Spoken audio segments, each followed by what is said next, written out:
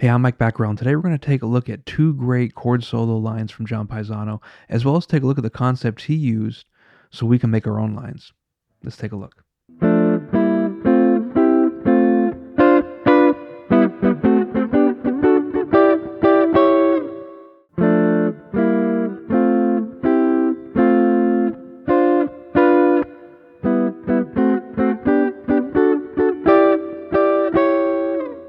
Both of these lines come from a recording of Satin Doll that John did with the Chico Hamilton Quintet back in the 50s. And everything you can find from them with John on guitar is fantastic. In fact, before John, it was Jim Hall on guitar. So really anything you can find from this group had a lot of great guitar stuff and really unique instrumentation. So there's a lot of room for the guitar to shine. So please take a listen to as much of this as you can. A lot of great music there. This first line takes place over the first two measures of Satin Doll, which is D minor 7 to G7. Here's the line he's harmonizing. Our notes are D, E, F, G, F, C, B. So let's take a look at how he harmonizes this. So with the D, he puts a D minor triad under it. So we're here F, A, C. So we got this first inversion D minor triad here on the second, third, and fourth string. For the E, he goes up to an E diminished triad. So we got a fifth fret here on the second string, third fret on the third string, and the fifth fret on the fourth string. We have an F major triad in first inversion to harmonize the F. And then we jump up here to a C triad in root position to harmonize the G. And then back down to F. And then we have this shape here. So we have here is basically the top of a D minor 7. D, F, and C on the first, second, and third string. And then we bring that C down a half step to a B to give us the top of a G7 or a B diminished triad. So here's the line slowly.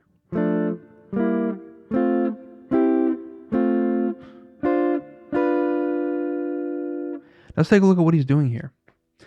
So he's harmonizing this using the triads from the key. So we could think that he's thinking D minor, which would be F major, right? That explains this E diminished triad right here. F, and he goes up to a C, and back here. So that explains this bottom part. This top part here is just kind of going, it's really just going D minor to G7. Now this diminished chord fits in the key of D minor, D natural minor. But if we're thinking Dorian, which we would in most situations when we're playing a 2-5, we wouldn't have an E diminished. So how can we explain this E diminished if we're thinking that way?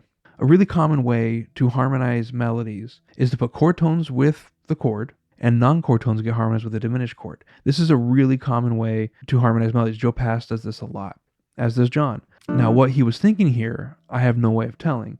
Is he thinking D natural minor, then he jumps up to the 2-5 here? Or is he thinking diminished passing chord? I don't know for sure, but both explanations work. So whatever makes sense to you, something you can use. Now in Satin Doll, our first two measures are D minor, G7. Then we go up to E minor, A7. When that happens, he basically repeats the same line.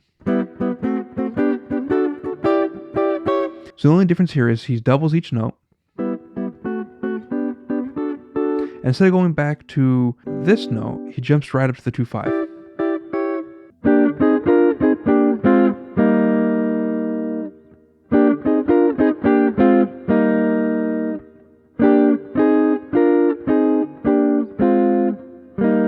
Let's play around with this idea a little bit. I'm in the key of E flat. I'm thinking over E flat major 7. So there's my melody I want to harmonize. Playing the third, got G, A flat, which is the fourth, B flat fifth, back down to the third, and then got the second, which is an F, down to the root, E flat. So how can I harmonize that? Well, I'm starting here on the third. So if I can find the third at the top of any triad, I can make that work. And that happens to work if I view this E flat major 7 here. The top part of that major 7 chord is a G minor triad. So I can start with the G minor triad, and I can just go up.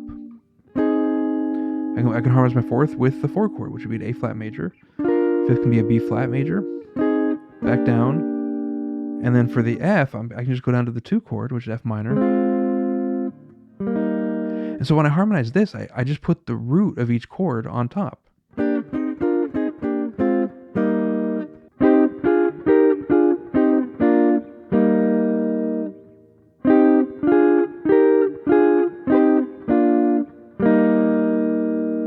So I can also put, this on top of a C minor triad. D diminished, E flat major, back down, then I go to B flat major, I resolve down to E flat here. There's no limitation to what you can do with this. There's a lot of fun stuff you can have here.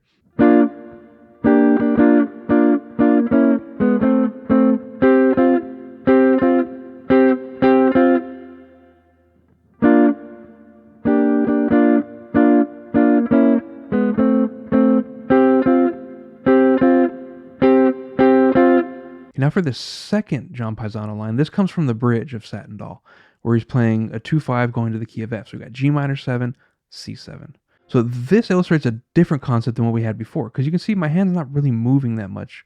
I'm mostly holding down a shape and just playing the notes on top, and that's our concept. We can play around with the top notes of the chords to create melodies on top of the chord we're already holding down. So we start here with the B flat major triad. And over a G minor 7, that's our flat 3rd, 5th, and flat 7th. And then I go with my pinky, I grab the G here on top.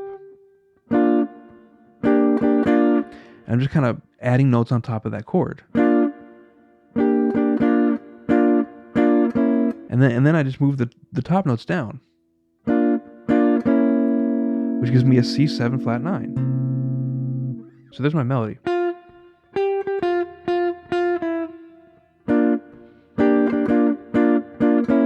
And then he jumps up here, leading to an F chord here. This is A and C. So we're starting here with G sharp and B. Plays it again, and then he goes.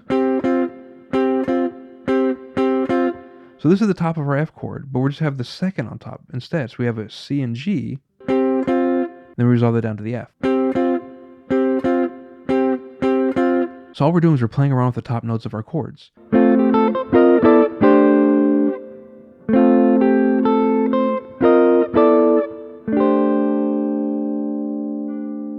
So here's a line that Bruce Forman showed me years ago in lessons when I asked him about chord soloing. This is a really cool way to end a phrase. So what I'm doing is I'm thinking D minor, G7, back to C major. So I'm holding basically an F triad here.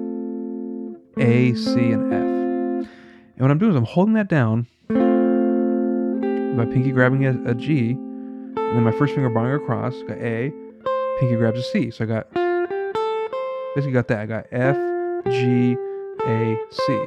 But I'm holding down this triad. And then for G7, I'm playing this shape here. I have this fourth shape here, which is C, F, B flat, E flat, which is not a G7 at all. But when I go down a half step, I kind of resolve because I got that B there. So same shape down, and then I bring it down a whole step, and that's a C chord, C6, 9.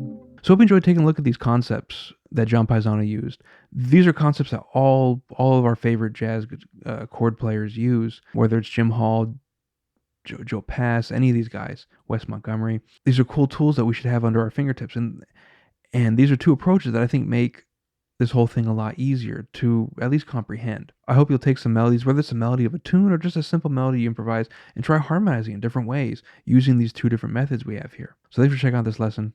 Keep practicing. I'll see you next time.